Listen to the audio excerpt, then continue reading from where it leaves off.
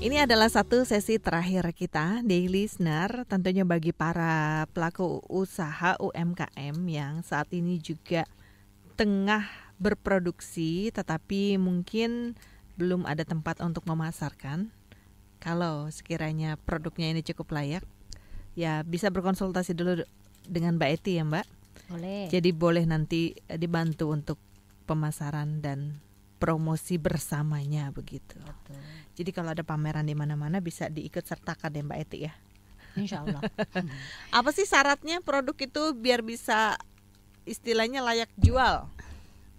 Kalau ditanya layak, saya yakin produk teman-teman UKM pasti semuanya layak. Pasti semuanya bagus-bagus gitu ya. Cuma masalahnya kebetulan tempat kita adalah di Citos, di mana kita harus menyesuaikan kepada pengunjung yang datang ke Citos gitu loh. Jadi ya otomatis yang apa sih yang tampil di Galeria Jakarta? Ya itu yang termasuk dengan lifestyle, misalnya fashion ya, atau souvenir-souvenirnya Mas Bowo ini juga bisa masuk ke kita karena kebetulan tempat kita mulai dikunjungi 1-2 saya lihat turis yang mulai masuk dan kenal tempat kita. Memang sangat lambat sekali perkembangannya, tapi mudah-mudahan di tahun-tahun ke depan akan lebih seru lagi gitu. Jadi buat teman-teman yang punya produksi, monggo silakan aja produksinya dibawa ke Galeria Jakarta. Nanti kita akan lihat kalau misalnya ada yang kurangnya apa sih Mbak Riri tadi apa layak ya Mbak ya. Saya lah anggap fashion kalau jahitannya udah cukup bagus, sudah apa boleh. Mari kita sama-sama mempromo atau berjualan rame-rame di tempat itu. Gitu loh.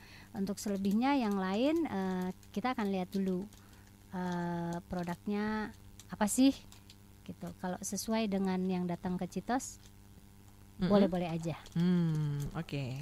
Ada saran dari Pak Kris mungkin agar produknya juga bisa menarik hati masyarakat luas itu seperti apa? Ya, tadi kita sempat bahas beberapa hal. Yang berikutnya mungkin adalah bagaimana produk ini diketahui ya, bahwa produk ini eksis, orang dengan gampang mencari kita gitu. Dan itu kalau zaman sekarang ini kan pemanfaatan sosial media itu memang sedang tren gitu ya. Kita memang harus upayakan.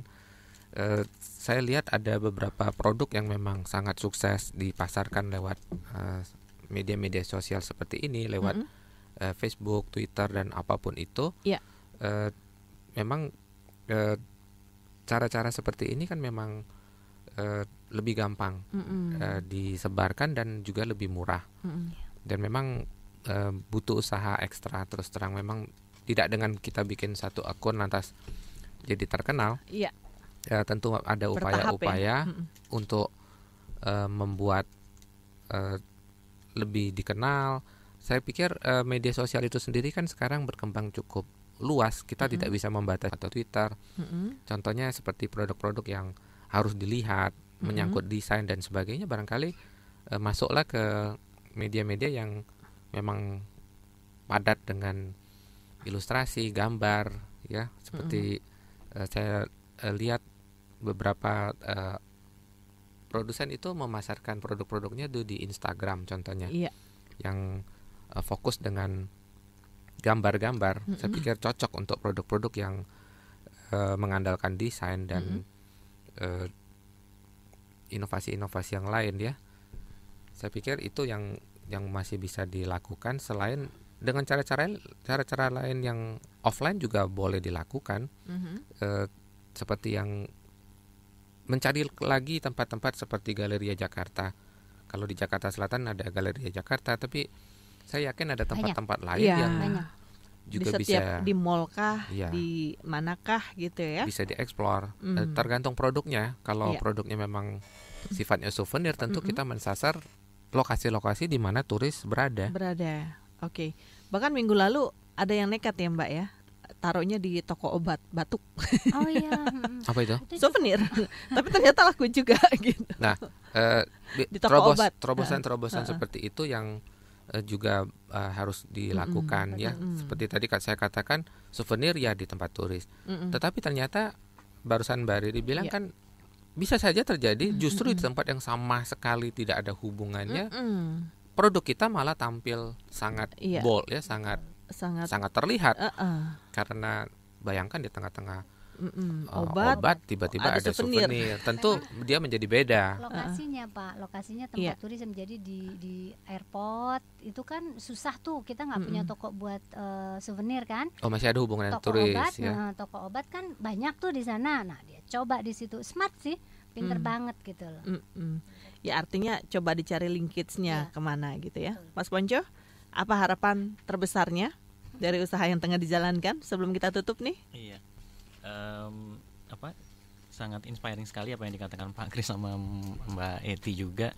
Jadi sebenarnya banyak cara juga untuk lebih mengeksplor untuk promosi. Mungkin saya harus lebih banyak ngobrol lagi dengan Pak Kris dan Mbak Eti lagi. Kira-kira seperti apa kira-kira yang tepat untuk promosi Jampang. Yang mudah-mudahan sih Jampang bisa selalu eksis gitu Mbak, dan selalu maju ke depan gitu ya Mbak ya. Jangan kita harapkan demikian. Hidup Jampang. Maju ke depan.